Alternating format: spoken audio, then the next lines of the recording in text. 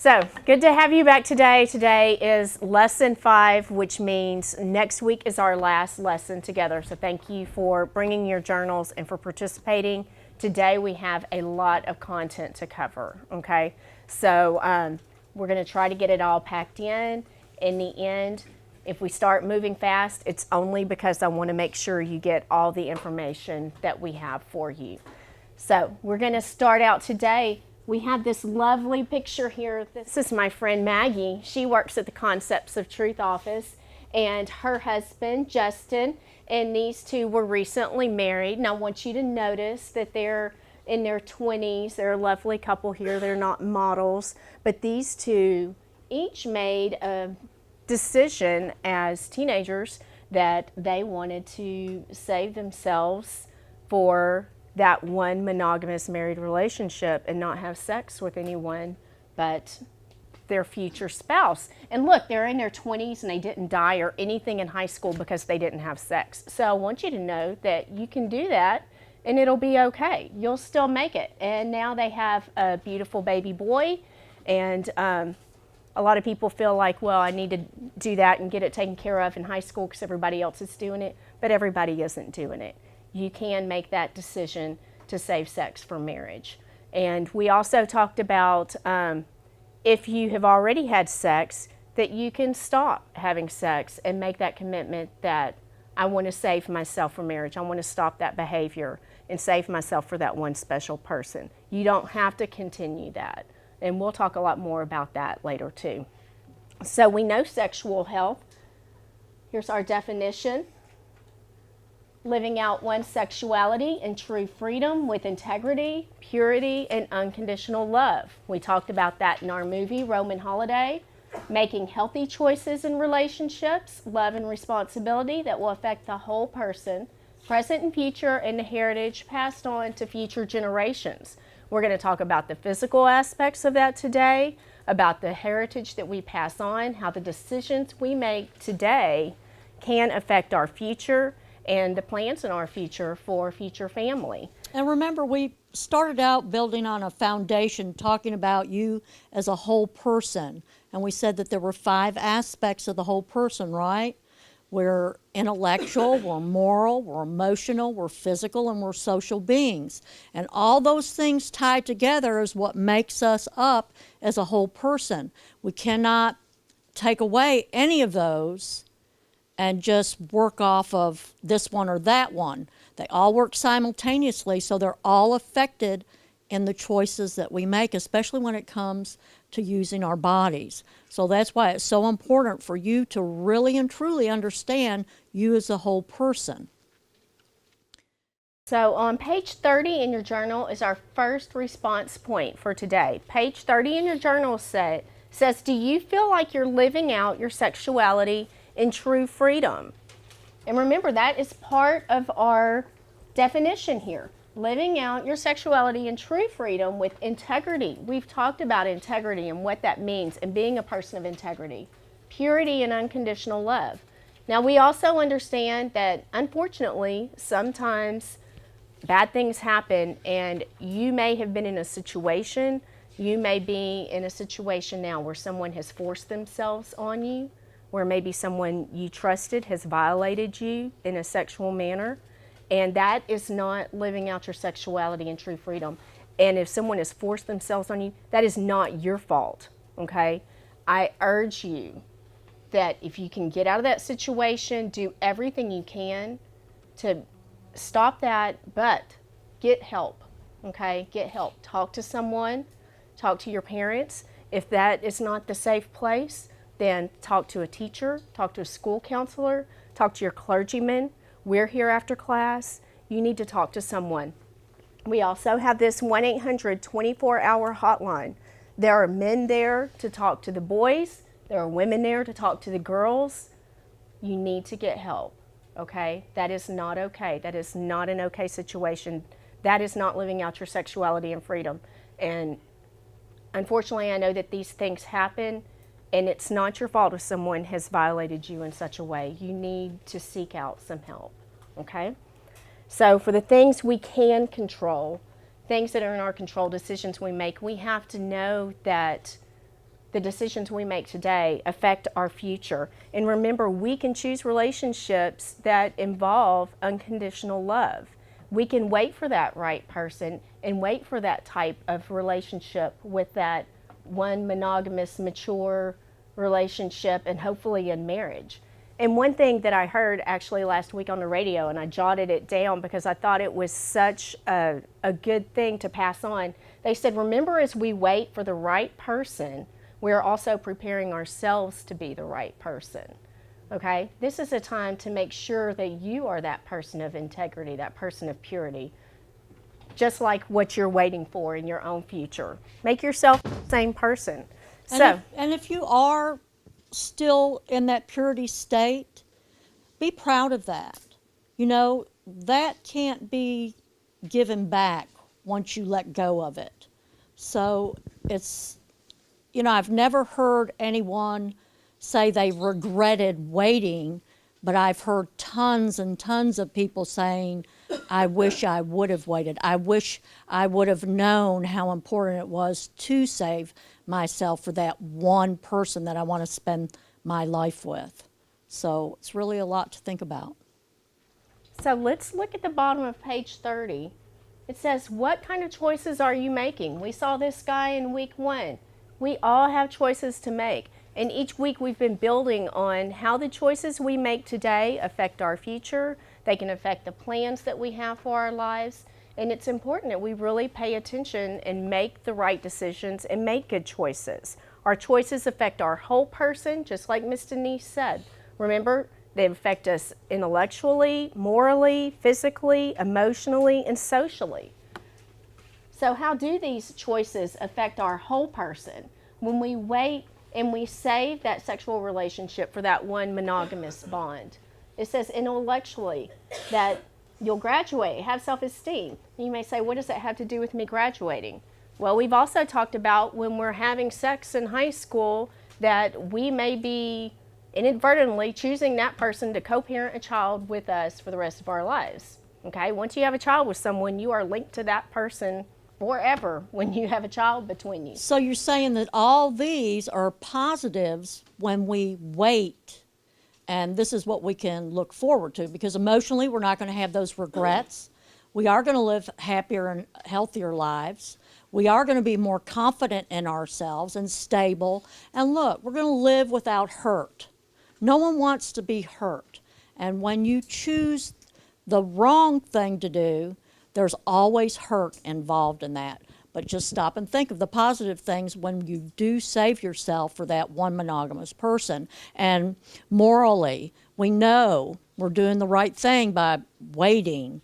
We're staying connected. Back in, I think it was lesson 2, maybe even 1, when Budashevsky was talking about saving yourself, you know, for that one person and how it's a gift. You're giving yourself to that other person as a gift to one another. And it's selfless. It's not selfish.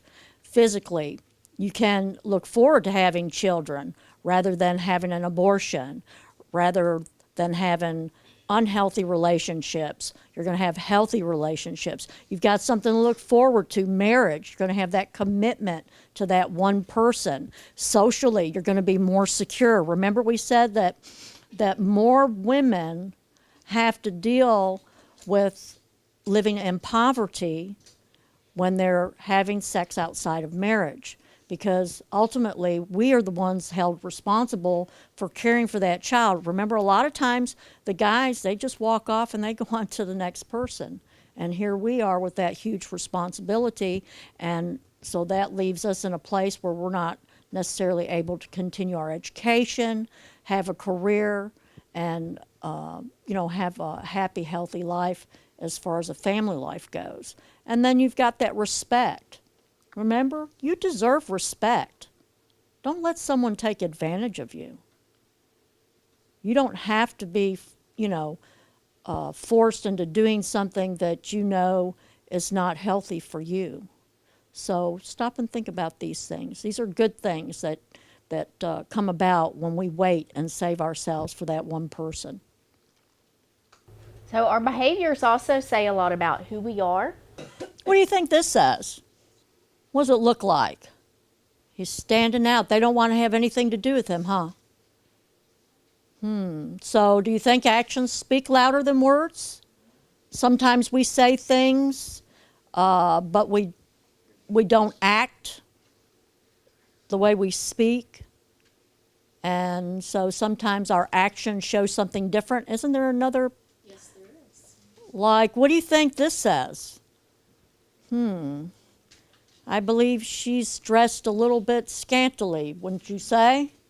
So why would you advertise what you don't want to sell?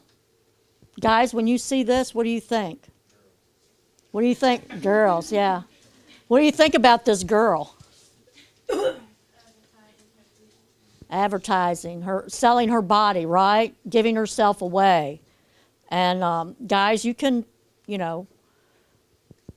have the same thing going for you that draws our attention away from you as a whole person and respecting you rather than just wanting you for your body.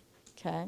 And I've talked about that every week. We talk about being a person of integrity, okay? Think about the way you present yourself before you walk out that door at home.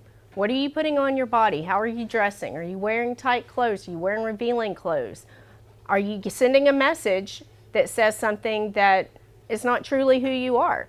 Guys, are you wearing your pants so that your rear end's hanging out? Let's think about that. I'm not just talking about girls, but you want to be respected, pull your pants up. Come on, think about that. You have to think about how you present yourself day to day and what people think about you, because we do judge people by what we see. It's just our nature. That's the first thing when we open our eyes, what we see, how someone's dressed. So how are you presenting yourself? Top of page 31 says, don't advertise what you don't want to sell. Actions speak louder than words. Do your actions or behaviors tell the truth about who you truly are? Top of page 31. Take a minute and think about that. Sexual health is living out your sexuality in true freedom with integrity. Are you living out your life with integrity, purity, and unconditional love? The next question says, how would you change your behavior to portray a better picture of who you really are? This is the time to think about how you're presenting yourself to the world.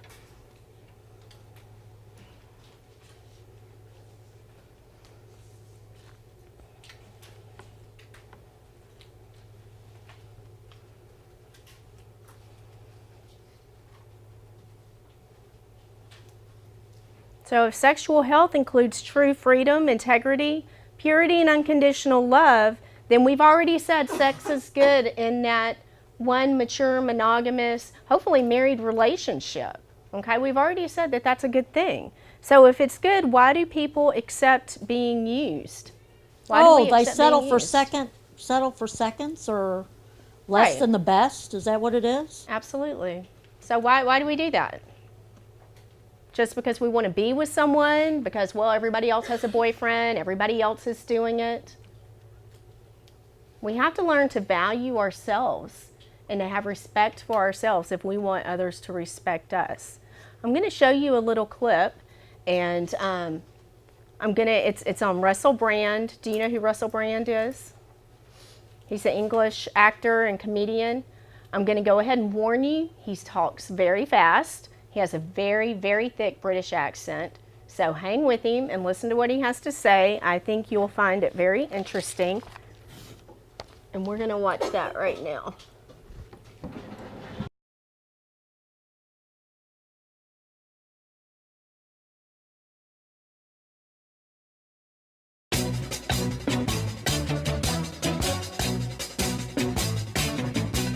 What does softcore porn do to us? And what does porn in general do to both men and women and the way we relate to each other, or the way that all adults relate to each other? I suppose the undercurrent of this is, right, sex is something we're all interested in because of biological programming, but our attitudes towards sex have become warped and perverted and have deviated from its true function as an expression of love and a means for procreation, because our acculturation, the way we have designed it and expressed it, has become really, really confused. I heard a quote from a priest that said, pornography is not a problem because it shows us too much, it's a problem because it shows us too little. I don't think what that priest meant is he would like to see more gynecological and more sort of filthy shots of things. I think what he was saying is that pornography reduces the spectacle of sex to a kind of extracted physical act. There's a lot of statistics here that we've got about pornography. The Journal of Adolescent Health talk about the effects of prolonged exposure to porn, including an exaggerated perception of sexual activity in society, yeah, I think that a bit, diminished trust between intimate couples, I get that sometimes, the abandonment of hope of sexual monogamy, sometimes I wonder if it's possible, the belief that promiscuity is the natural state. I don't want to have that belief, because I was obsessed with porn when I was a teenager, and it was nostalgic mad stuff that makes me sound old now. We had to find magazines, places, and steal things from under beds. So living in this culture now where there's just icebergs of filth floating through every house on Wi-Fi, it's inconceivable what it must be like to be a young adolescent boy now with this kind of access to porn. It must be dizzying and exciting, but corrupting in a way that we can't even think about. In fact, Jill Manning, the sociologist, says the upper limits of the impact of this amount of porn have yet to be fully realised because these people haven't reached sexual maturity. But I think my own relationship with pornography is kind of the hub of my feelings of inner conflict and doubt. I know that pornography is wrong, that I shouldn't be looking at it. Lots of people that are working in it are doing so because of the wrong reasons, desperation, self-doubts. I'm sure there's loads of people that work in porn that go, hey, I love it, but there's a general feeling, isn't there, in your core if you look at pornography that this isn't what's the best thing for me to doing, this isn't the best use of my time now. I don't put that laptop lid down and think, there! What a productive piece of time spent connecting with the world. I feel like if I had total dominion over myself, I would never look at pornography again. One day at a time, I'd kick it out of my life. And one of the reasons that I've sensed that pornography isn't good for me as an individual is because of this the kind of conclusions reached by Gary R. Brooks, who's observed the consumption of softcore pornography like Playboy. He talked about the 5 main symptoms of looking at softcore porn, but softcore porn really is everywhere. 50 Shades of Grey is softcore porn, TV adverts, billboards are full of softcore porn, and here are some of the effects of this, the symbolism of this culture. Voyeurism, an obsession with looking at women rather than interacting with them. I do that sometimes, I just think, that woman looks beautiful. I don't think, oh, I hope she gets on well with her dad, I hope she doesn't have diabetes, what's she like as a soul, as another person here in infinite space. I just think, oh, she looks nice. Objectification, an attitude in which women are objects rated by size, shape, harmony of body parts. Guilty of that all of the time because, you know, I've been acculturated and trained to. This is something that I work on, like, no, come on, see everybody as equal human beings. But once that biological drive to procreate is connected with a culture of objectification, that's a very hard equation to break. Validation, the need to validate masculinity through beautiful women. This is something that I've suffered from terribly. Trophyism, the idea that beautiful women are collectibles who show the world what a man is. Oh no, I've done that before. Fear of true intimacy, inability to relate to women in an honest and intimate way despite deep loneliness. Oh God, pornography exalts man's sexual need over his need for sensuality and intimacy. I think because I've been exposed to such a lot of pornography from such a young age, it's clear that those phenomena, I personally relate to them. You know, sometimes you read information go, now that's a lot of codswallop. Me, pornography is not something I like. It's something that I haven't been able to make a long-term commitment to not looking at, and it's affecting my ability to relate to women, to relate to myself, my own sexuality, my own spirituality. So a film like 50 Shades of Grey, even if it's from a female perspective, hey, it's only a problem when we have women's porn, yeah? Men's porn's no problem. No, men's porn's a problem as well. Pornography, it's like trying to solve the problem of racism by inventing a word for black people to call white people that's equally as bad as the N-word. Well, the direction we should be going in is how can we understand our sexuality? How can we express it lovingly in harmony with the principles that it's there to demonstrate procreation and sensual love between consenting adults. The sort of cloud of pornographic information and even soft cultural smog like 50 Shades of Grey and dumb adverts for lollipops and stuff is making it impossible for us to relate to our own sexuality, our own psychology and our own spirituality, because this powerful primal resource, whenever it's plugged in, it's jarring and distracting. I think what it is the circuit in the mind that's connected connected to sexuality moves very, very quickly. The circuit in the mind that's connected to love and compassion's a little bit slower. So if you're constantly bombarded with great waves of filth, it's really difficult to remain connected to truth. So I suppose what we can do is go and see 50 Shades of Grey or look at pornography, do what you've got to do, but try to have an idea of what you want from loving relationships and what you want from sexuality. Do have a lovely weekend. I'm gonna just shut this laptop now before it causes me any more problems. So that's some true news. Subscribe here.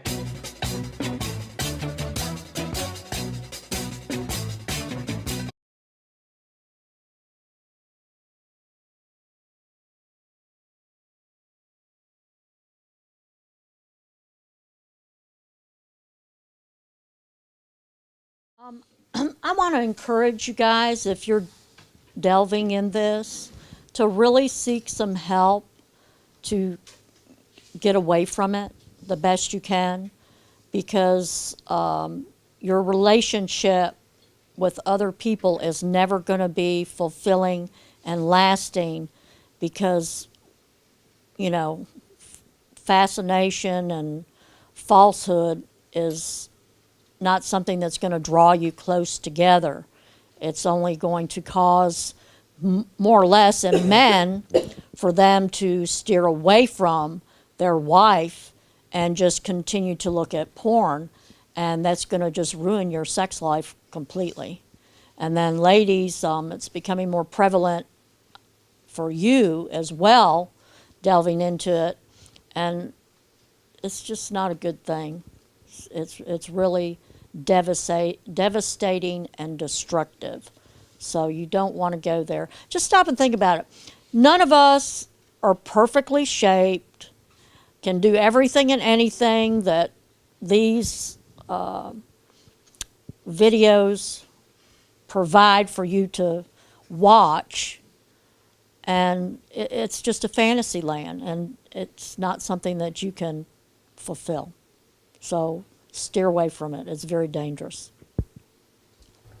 Page 32 in your journals, now that we've seen the video, it was pretty interesting how he put it out there. And he had a lot of truth about how we do tend to objectify people of the opposite sex, just like he said. You know, he just seems to treat beautiful women as trophies or objects. And that's what our culture teaches us. That's what our culture teaches us. So have you created habits or relationship behaviors that are unhealthy? Think about the relationships that you're in now. We've already talked about in previous lessons about internal versus extrinsic dignity, how we treat others, how we want to be treated.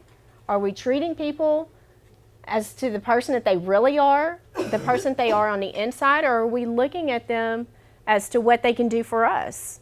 Think about the relationships that you're in. We've already talked about this before, but he kind of sums it all up there. Have you created habits or relationship behaviors that are unhealthy? This also goes along with boundaries that you may or may not have set in your relationships that you're currently in. Do you have boundaries set in your relationships? In Lesson 1, we talked about how real love can only come through making a total gift of self. Just like Miss Denise said earlier, making that total gift of self. That's what we're doing when we give ourselves sexually to someone. Remember we talked about how we bond? When you're having sex, how you bond to one another, and then that produces those hormones that are released, vasopressin in the men, oxytocin in the women, and that's what causes men to be protectors and providers. Women, we're the nurturers, and we're looking for what can I say, that security from the guys. And every time you have sex, that bonding takes effect. But when you're having sex with multiple partners, or you're breaking up every time you turn around, remember we said that that damages that bonding process and effect, and it takes a long time for you to recover from that. It can take years for you to recover fully from that and actually be able to bond like you're supposed to with that one person. That's why it's so important for you to set those boundaries, as Pam has said. So remember we talked about love involves a sacrifice. Remember in our movie, that was one of our key words, sacrifice. Respecting the other person. We saw that with Joe Bradley, respecting the fact that Princess Anne had a responsibility to fill. He respected her, and they were able to maintain that purity and their unconditional love, honoring each other's sacrifices, respecting each other, and they were able to model that type of relationship for us. So let's talk about the difference between love and lust, okay? Because there is a difference. These are not the same things. Lust is something that's temporary, where love is something that endures. And we talked about the definition of unconditional love and what it means, okay? Lust, based on fantasy, where love is based on reality. That's exactly what Russell Brand was saying about the pornography. That's just based on fantasy. It's filling our minds with things that aren't real. And we have to be careful with what we see and what we hear and what we're putting into our brains, because essentially, whatever we're taking in, you know, whether it be magazines, whether it be what we're looking at on our phones, on our laptops, in books, in movies, all of that junk is coming in, and it all is up here in our mind, and we think about it and we mull over it, and it does affect us, and it affects the decisions we make. And music is another big one. What you listen to is very, very important. Lust versus love. Lust is shallow, where love is deep. Lust, selfish versus unselfish when you have love. That was all in that unconditional love list that we looked at, okay? Lust, something sudden, where love grows gradually. Lust is something that says you can't wait to get it. Russell Brand was talking about, you know, you just always have to have it. Can't wait to get it. Love, can't wait to give. That's where you want to give. Lust focuses on the external looks, where love focuses on the internal character. And once again, we're back to that internal and that extrinsic dignity that we talked about before. Lust, full of emotion, where love is full of devotion.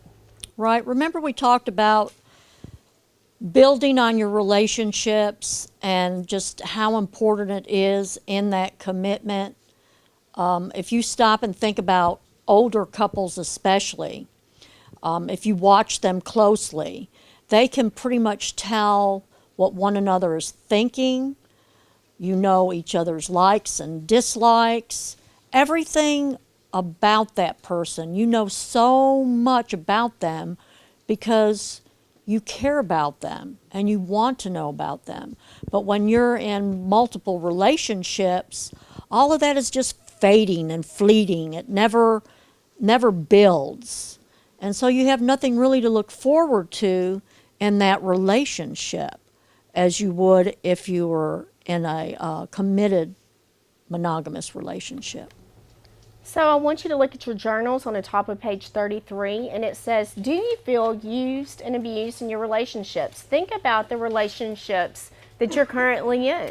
Are you in relationships that are truly based on love, or are they based on lust? Is it based on external factors, on the social status of the person you're with, or the type of car they drive, or what team sport they play? Why are you with them? Is it a true love relationship, or is it a temporary lust relationship?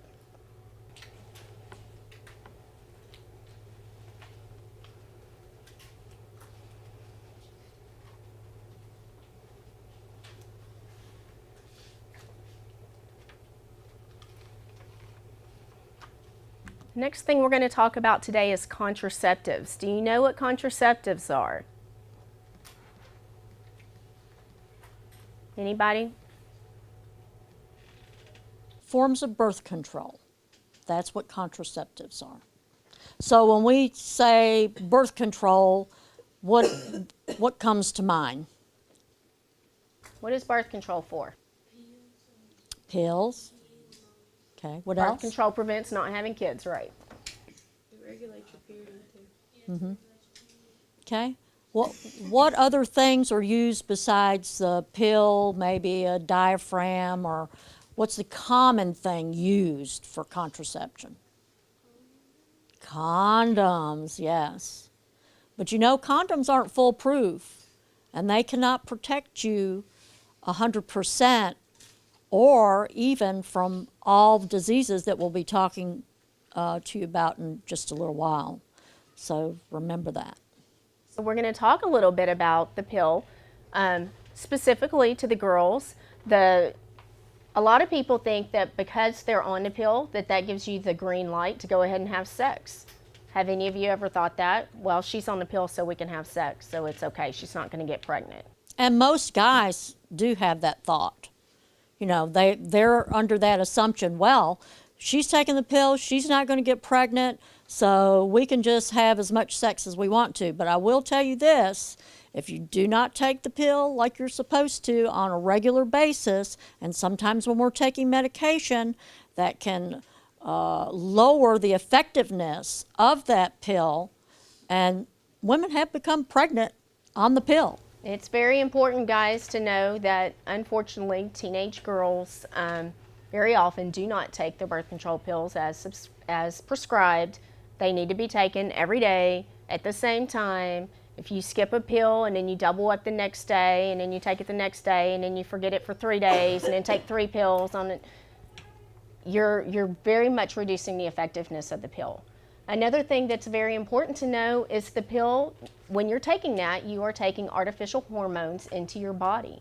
Ladies, you need to know what type of medication you're taking. If you are on the pill, you need to read the package insert. You need to talk to the doctor. All of these things have side effects, and it is important to know anytime you take any sort of medication, because that's what it is a medication, it is a hormone, you need to know what you're taking and what types of side effects go along with that. You need to talk to your doctors. That's very important for your entire life. Anything that you ever take, you need to know what it's doing to your body, how it affects you, what the side effects are. Sometimes they're positive, sometimes they're negative. It's important to know and take care of your bodies, okay? And sometimes women aren't able to take that type of medication. It just affects you so adversely you're not able to take it. And we have something else that's natural, and you can figure out when you're fertile, because we have a time frame. There's like a 4-day window where we are actually fertile, and then the rest of the time we're not.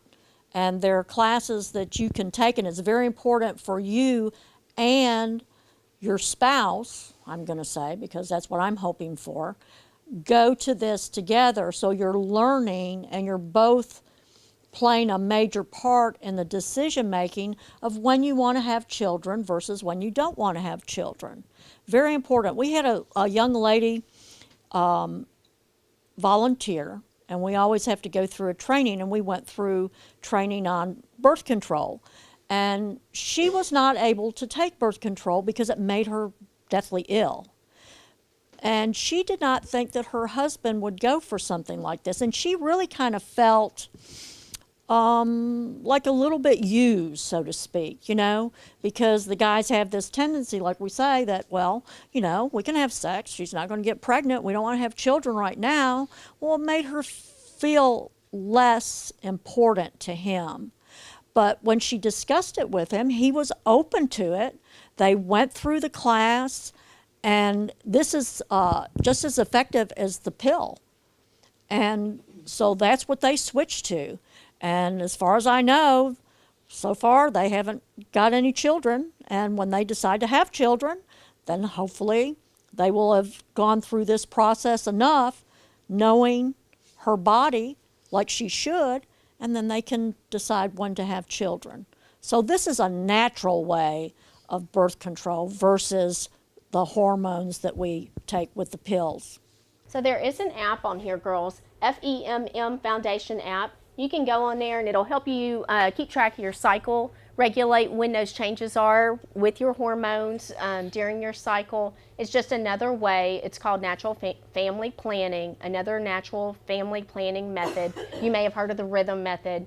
Another way to track your cycle and manage your own fertility without taking external hormones. And I will say that this is not the rhythm method, okay? This is Right, something this is different than a rhythm method. Like I said, you know, something similar, but it's something that you do as opposed to taking external hormones into your body. So I'm just telling you, take control of your own fertility.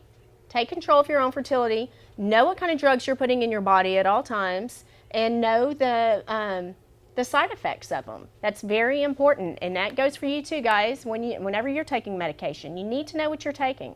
So the bottom of page 35 says, what is your opinion about contraceptives? And then also the next question says, does the availability of contraceptives contribute to increased sexual activity outside of marriage? Do you feel like just because people are on a pill that gives you a green light to go ahead and have sex because we know that that person's not going to get pregnant? You need to remember, contraceptives is birth control. It's for one thing, to prevent birth. So just because you're on the pill, can you still get a sexually transmitted disease? Yes? Does anybody want some gum? You know, we just had lunch. Does anybody need gum? I do too. Hang on to your paper though, okay? Anybody else? Want some? Hang on to your paper. Don't stick your gum on the bottom of your desk. I'll get in trouble.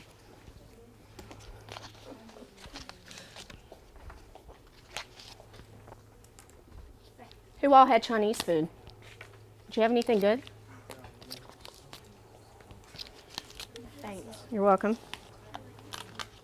Thank you. You're welcome. Thank you. I'll go get some more. I don't want anybody left out. Don't throw away your paper, guys. Okay, guys. So we've talked about before about how STDs are sticky business. Remember our duct tape. We talked about the bonding hormones with the duct tape, right? And then when we pulled off the duct tape, what was on our duct tape? Hair. DNA. Skin. I hope there wasn't any blood on there. My goodness. Oh, there was love on the duct tape? Love on the duct tape. Hey, you know what? I need y'all to take that gum and put it back in your wrapper and stick it in here. Just pass it down, please. I told you to save your wrapper. If you don't have Okay. the wrapper, don't stick it in there, okay? No, you can go ahead and put it in there. Okay, because you want her to go ahead and put it in there? Sure. Oh, you weren't done with your gum yet?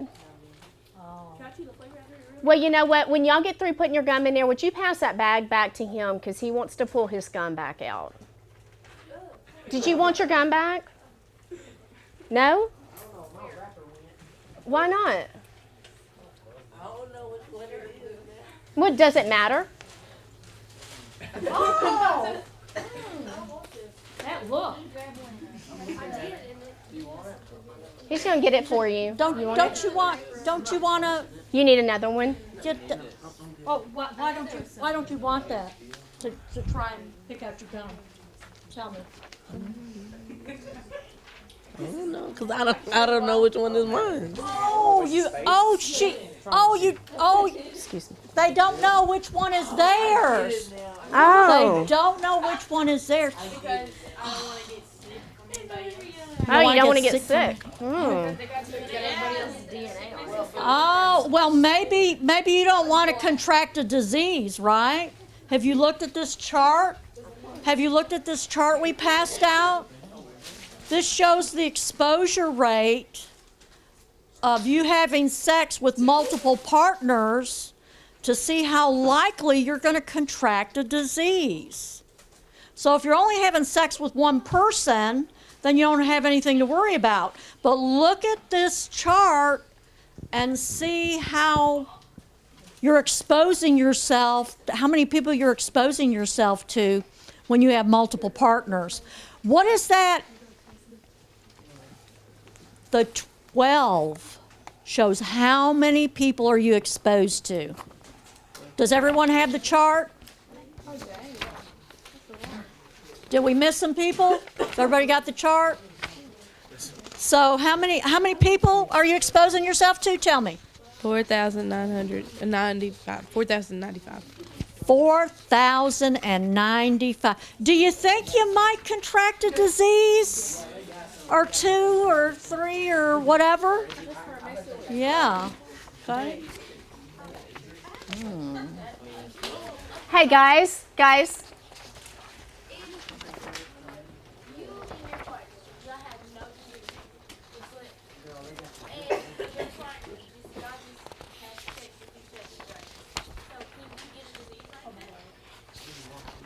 if you're 100% sure that person hasn't had sex with anybody and you haven't had sex with anybody and you've both been tested and you know that you both are disease free and that's the only person you're having sex with and vice versa, then you both are exposing yourself to each other and that should be good.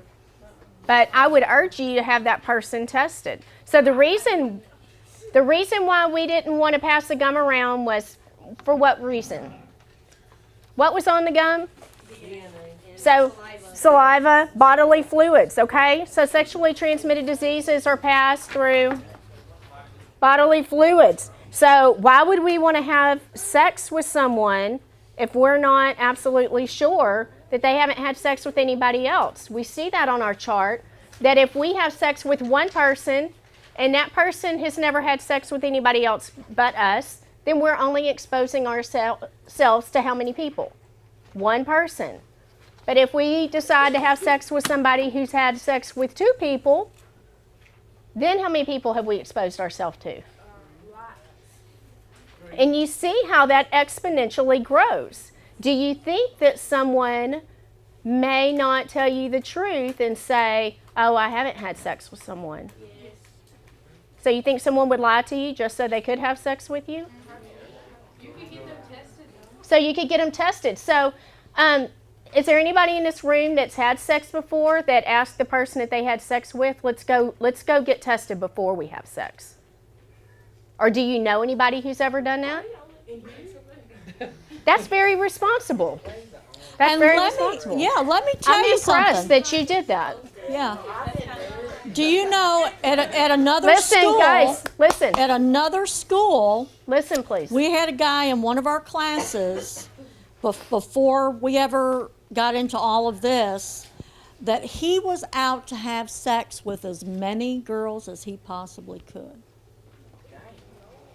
That was his goal. So you see, someone telling you that they're, safe doesn't necessarily mean that they're safe. I'd want to see the record. I would want to see the record from the doctor's office for all the diseases. In fact, we're going to show you the major viral and bacterial diseases today that are the most prevalent. So that's something to really We're going to stop kind and of take go into through this. Go ahead. consideration. What if you know somebody that pools a lot, and is it a possibility that they probably could have a disease and they don't know it? Oh, yes, absolutely. Absolutely. Yeah, why don't we get started on this? Hey guys, listen, we have a lot of information. We have a lot of information to try to pack in before class is over. So I'm probably going to start speaking a little bit faster because I want to make sure that you get all the information. I want to start out once again revisiting our Arkansas state health statistics because you need to know what the statistics are in the state that you live in. So in the state of Arkansas for 2013, because I don't have 2014 statistics just yet, Arkansas ranks 9th for syphilis, 7th for chlamydia, and 7th for gonorrhea, and that's in the United States. And how many states do we have in the United States? 50. So you're in the top 10, okay? You need to know that. I'm not talking about Little Rock. I'm not talking about West Memphis. I'm talking about Wynne, Arkansas. You have these diseases here, okay? You have people on this campus who have these diseases. And I'm telling you this, just listen. I don't tell you this to scare you. I tell you this because I work in the medical field. My job, when I'm not in here, I'm not a professional teacher. I'm a medical technologist. I work in a laboratory, and I do tests on blood and other bodily fluids, and there are people that live in this city who have sexually transmitted diseases. There are people who go to this school who have sexually transmitted diseases, and you cannot see that when you look at their faces and you walk down the hall. So don't think that because you go to Wynne, Arkansas school that this is a small town, we don't have that here. You do have that here. and you need to be aware of what is going on in your community and in your state, and you need to know how to protect yourself, and you need to educate yourself. So I passed out a little quiz. I'm not going to give you time to go through the whole thing. I'm just going to give you the answers because we are quickly running out of time. So let's go through that quiz and go ahead and answer them together. A, number 1, a person can become infected with chlamydia through E, all of the above, sexual intercourse, oral sex, anal sex, and childbirth. Do people infected with chlamydia always know it? The answer to that is no. We're going to talk about every single one of these diseases as we go through these slides. And this is just to see how much you know before we even get started. Number 3, what can happen to me if I have chlamydia? You guys can answer these questions out loud if you know them. Number 3 is E, all of the above, infertility, chronic pelvic pain, ectopic pregnancy, and PID. That's pelvic inflammatory disease, and we'll go more in depth on that. Number 4, all STDs can be cured. That is false. Very good. Number 5, PID affects women only. PID, yes, is only in women, okay? Number 6, a person always has symptoms with gonorrhea. That is false. 6 is false. Number 7, syphilis can be seen. Does anybody know? E, all of the above. Yes, sir. Lips, mouth, anus, rectum, and vagina. Number 8, gonorrhea can be spread to the throat by oral sexual contact. True, yes. Number 9, once a person is infected with herpes, he or she is infected for life. True, yes. People who have no symptoms or signs may transmit herpes. True or false? That is true. Number 11, HPV is commonly known as genital warts. True, yes. 3 kinds of STDs. B, bacterial, viral, and parasitic. Number 13, HIV can be passed on through touching, hugging, kissing, or other casual contact. That is false, and we will talk about that as well. There is no cure for HIV or AIDS. That is true. Which of the following STDs or STIs are caused by a parasite? Number 15. D, A and C, scabies and pubic lice. Okay, STIs are sexually transmitted infections. So you're going to see both of these terms used, STDs and STIs. Number 1, person can become infected with chlamydia through E, all of the above. Okay. Hold on to your questions till we run through this, because we're probably going to answer most of those as you see the information that's posted here. And we're using things from the CDC, which is the Centers for Disease Control. And look at this. Nearly 20 million new sexually transmitted infections occur every year in this age range. That's 15 to 24, that is you. Okay? And look how much it cost. $16 billion in healthcare costs. You do if you're sexually active. Okay, guys, sexually transmitted diseases, sometimes called STIs or sexually transmitted infections. A person can have an STI without having obvious symptoms. Like I said, you cannot tell who has an STD or STI just by seeing them walk down the hall. Okay? You can't always tell when they have all their clothes off whether they have a sexually transmitted disease. Do you think a person may say they don't have one and have one? Yes. Yes. Infections are most commonly passed through sexual contact, oral, vaginal, anal, and skin to skin. Infections can be transferred through the exchange of bodily fluids like blood, semen, vaginal secretion, saliva, and breast milk. We have 3 types of sexually transmitted infections: bacterial, viral, and parasitic. Bacterial is going to be the type of infection where you go to the doctor and they tell you have strep throat. They give you an antibiotic, it clears it up, it goes away.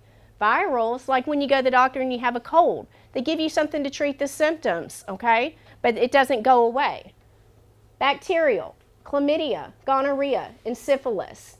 Viral, HPV, human papillomavirus, or genital warts. HIV, herpes, and hepatitis B. There is no cure for those diseases. Parasitic, pubic lice or crabs, and trichomoniasis. Okay, and chlamydia is the first one we're going to talk about. That is bacterial. It is curable, And as you can see, these are the ways that you can get it. How do you know you have it?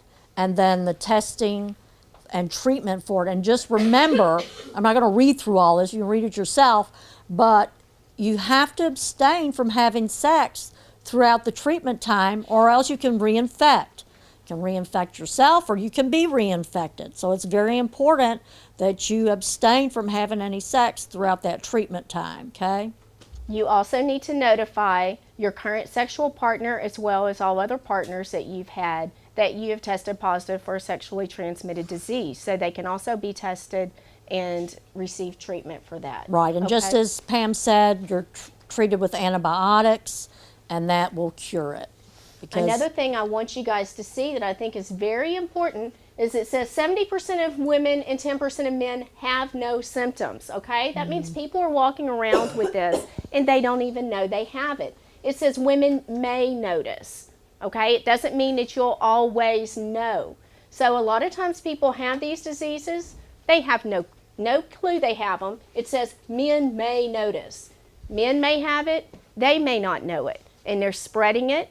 We're going to talk about later the damaging effects of these diseases. You may have it for years and not know. Women, unfortunately, it affects us more than it affects men. It affects our reproductive organs. It affects our fertility in the future. A lot of times girls think, well, I'm going to do what I want to do in high school, and then by the time I graduate college and then I go find Mr. Right, I'm going to stop all that, and then we're going to have a family. Well, then they find out that they have pelvic inflammatory disease or some other problem that was caused by a sexually transmitted disease they caught when they were in high school, and they didn't know they had it, and it's affected their reproductive organs. And now they have to see infertility specialists and spend thousands of dollars to hopefully try to get pregnant and have a family. That's when we talk about sexual health affecting our future generation and the heritage we pass on to our future generations. And a pediatric Dr. Meg Meeker, I don't know if you've heard of her, but she says that this is a growing epidemic in our country today. STDs are.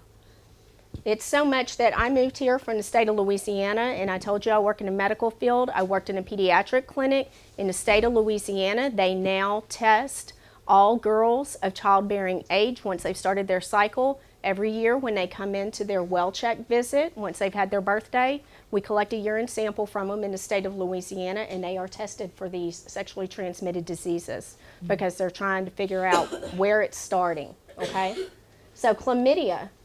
Chlamydia is the most common bacterial sexually transmitted infection and the greatest number of infections found in people 15 to 24. Untreated, it can affect the cervix, urethra, and occasionally the rectum, throat, and eye.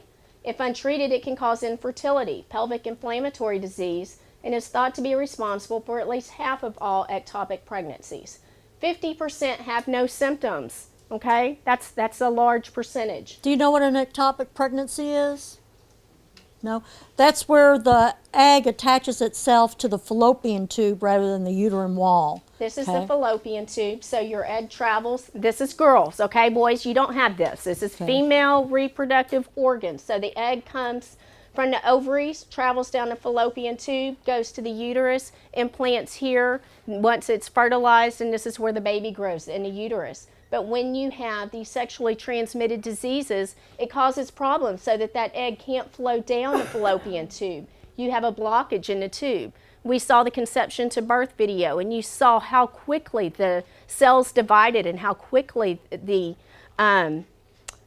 egg grows into a baby once it's fertilized. If that egg is fertilized in the fallopian tube and starts growing in the fallopian tube, that fallopian tube, you start to have pain, it can burst, the woman can have hemorrhaging. Then what happens is a lot of times they lose their fallopian tube, so now they only have one fallopian tube, which affects your fertility. Well, if it's over here and it's damaged here, cases are it's probably going to be damaged on the other side too. So this is where your fertility in the future is affected by something that you may have done in high school and thought it didn't matter. That won't happen to me. What did we say? It was the most common sexually transmitted infection. Gonorrhea, another bacterial disease. You can get it through oral, vaginal, or anal sex, and it can affect the penis, rectum, throat, eyes, and cervix. And once again, we had these same words. You may have this infection and not know it. Women may notice. Men may notice. So you may be having sex and you may have gonorrhea and you have no idea, but you're having sex and you're spreading it to other people. This is very important, guys.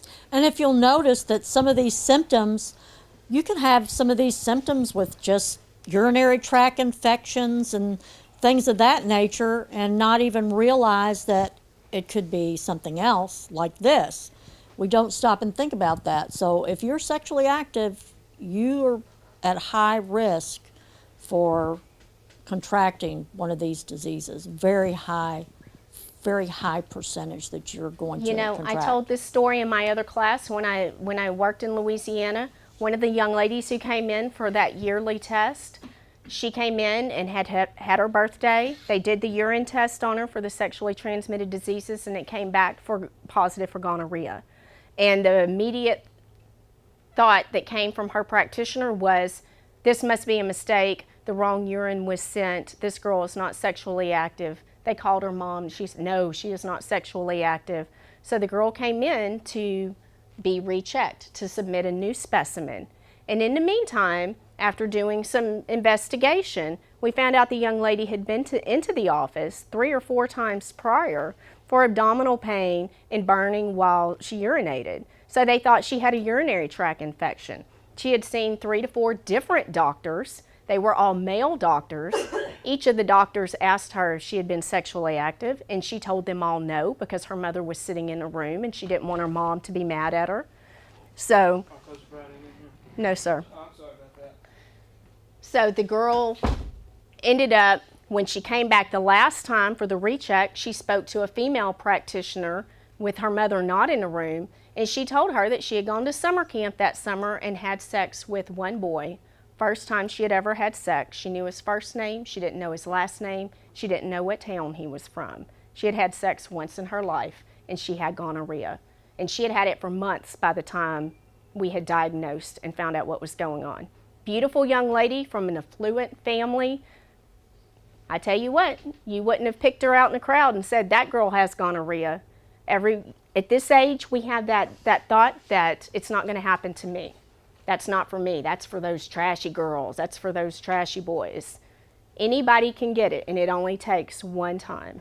It only takes one time. I don't tell you this stuff to scare you, but I tell you because I've seen it, and I've seen it with boys and girls your age that thought that it wasn't going to happen to them. So you see how important it is to be responsible when having sex? Knowing your partner well enough to know that they are disease-free and that they're committed to you and vice versa. Okay? Look at here. Gonorrhea is the second most common, right after chlamydia, most common in people age 15 to 29.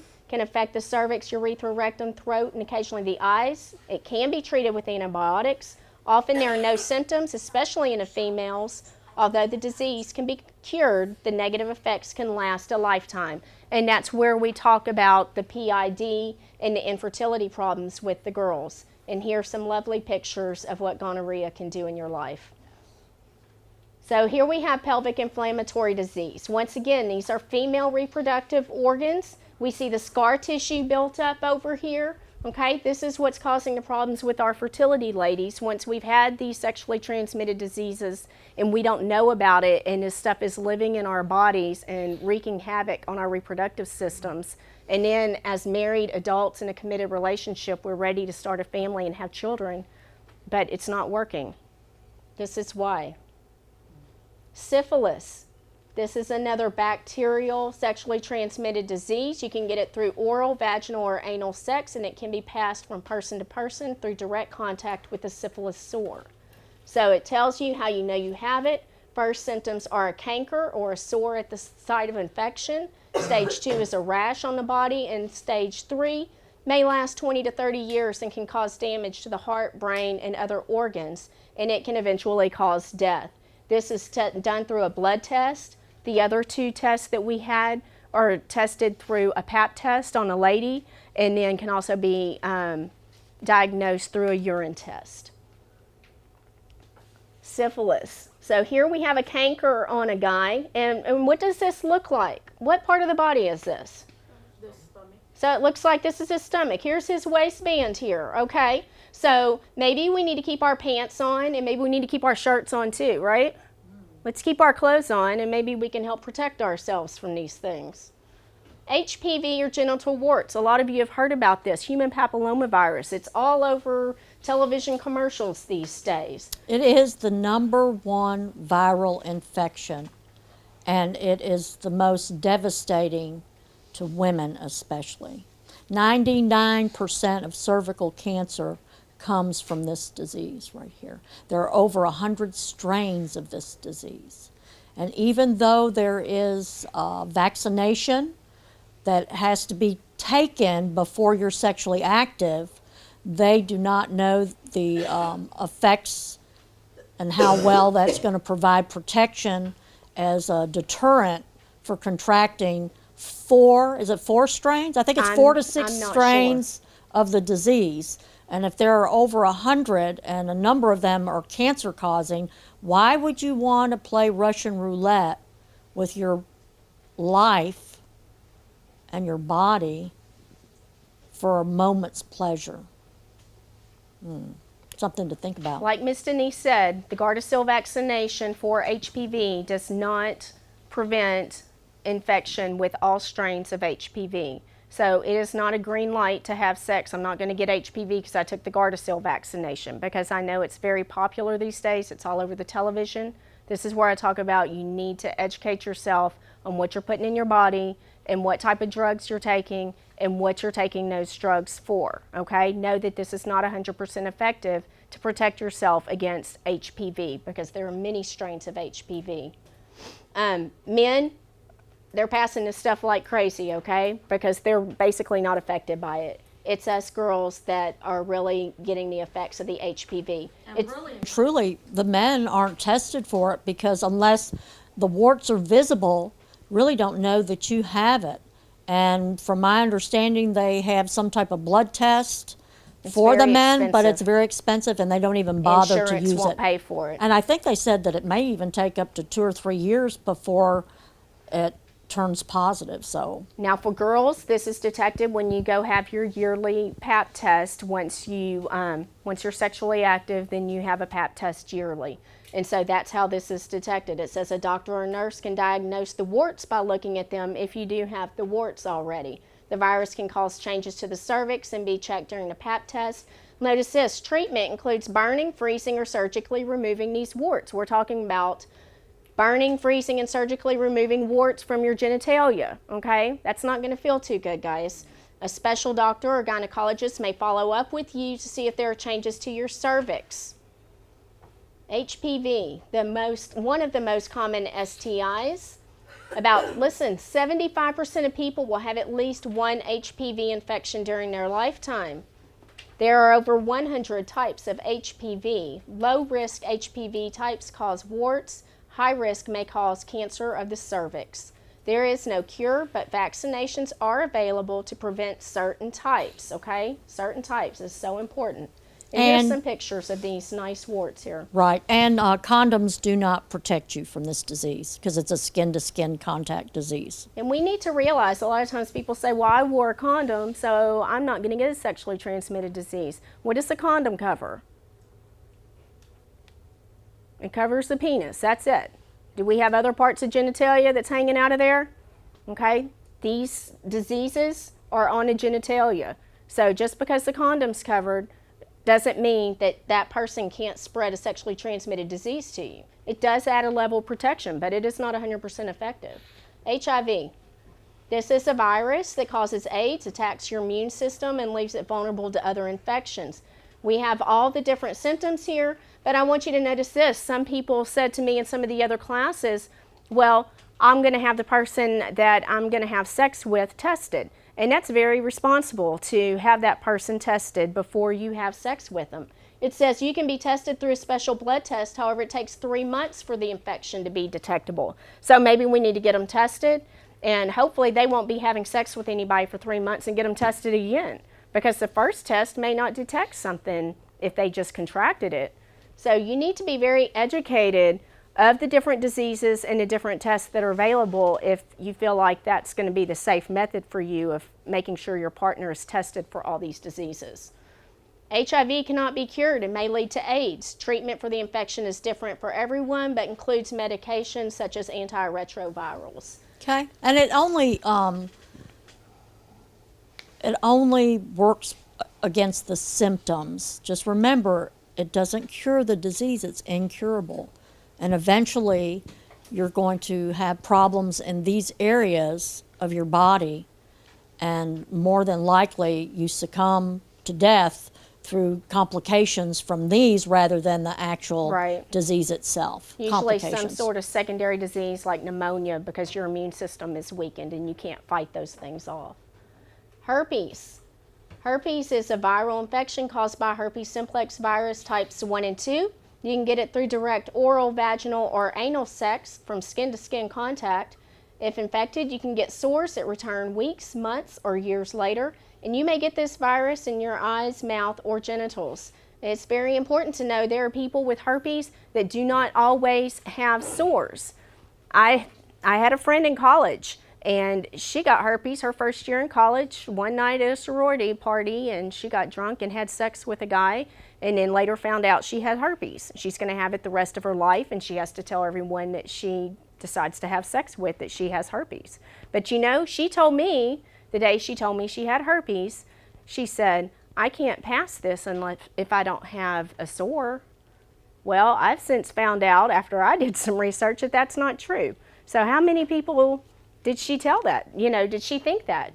She thought she was okay to have sex with people as long as she didn't currently have a sore on her genitals at that point.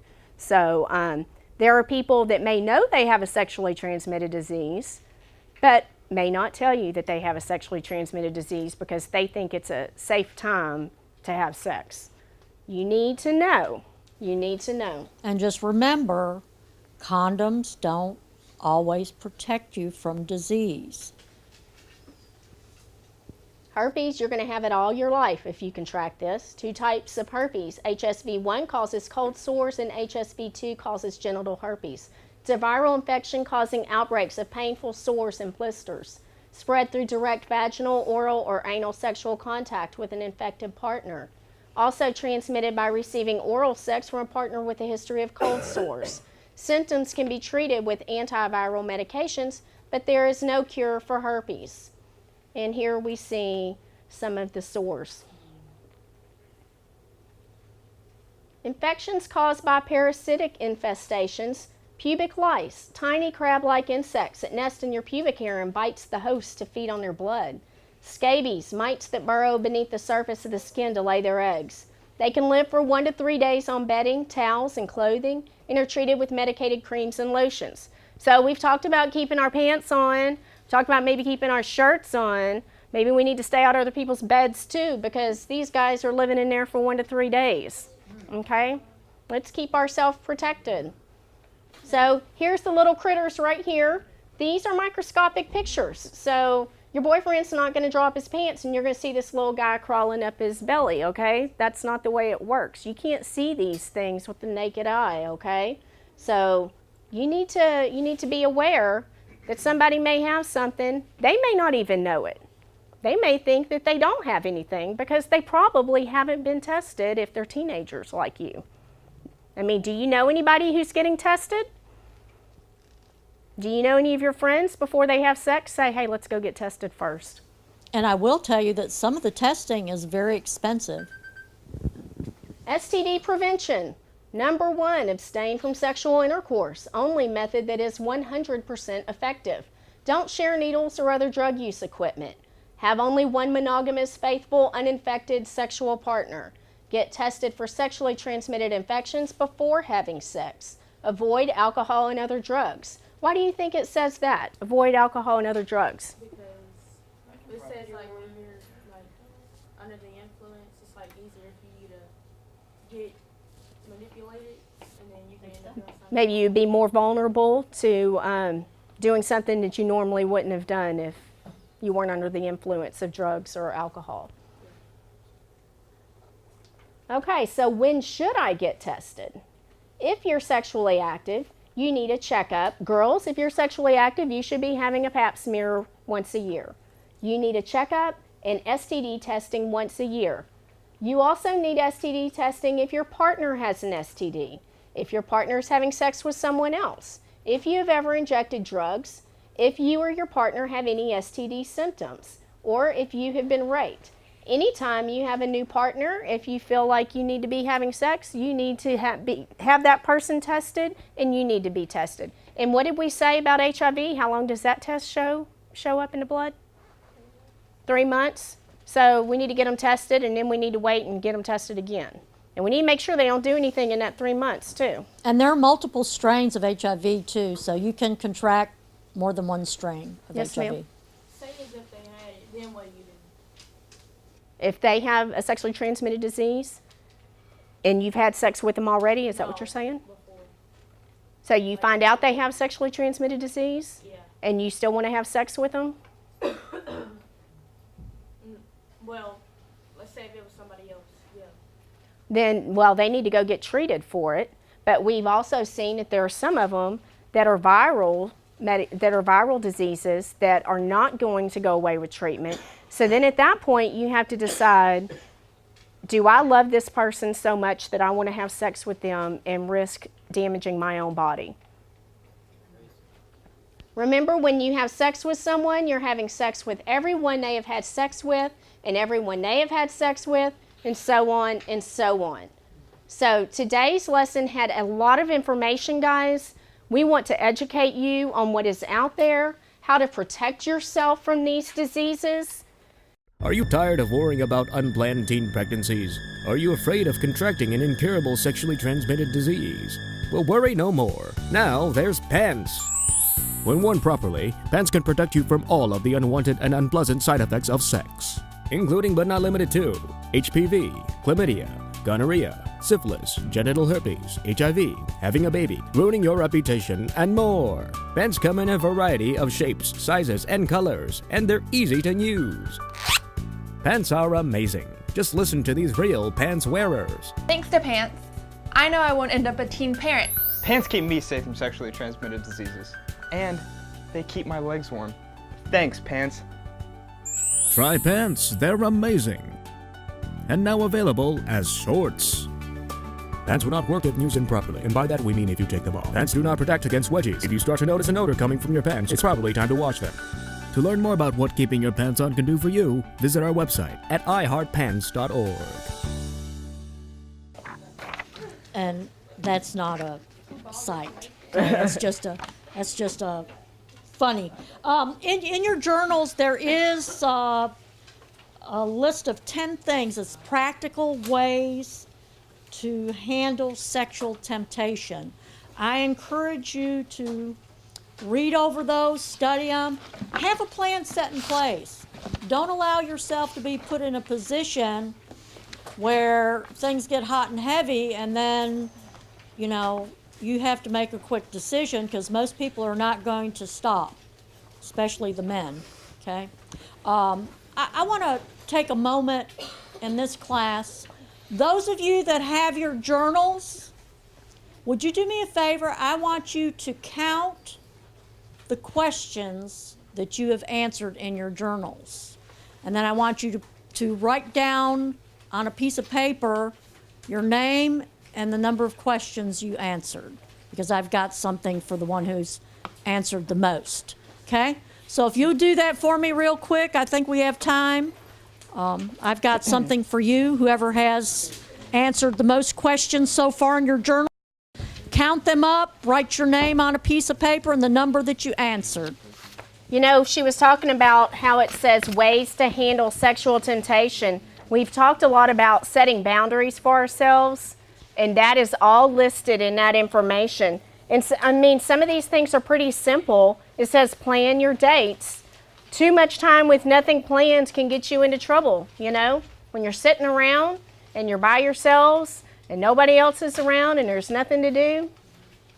Sometimes that's where we find ourselves in situations where we may move a little further along than we thought we were going to originally. So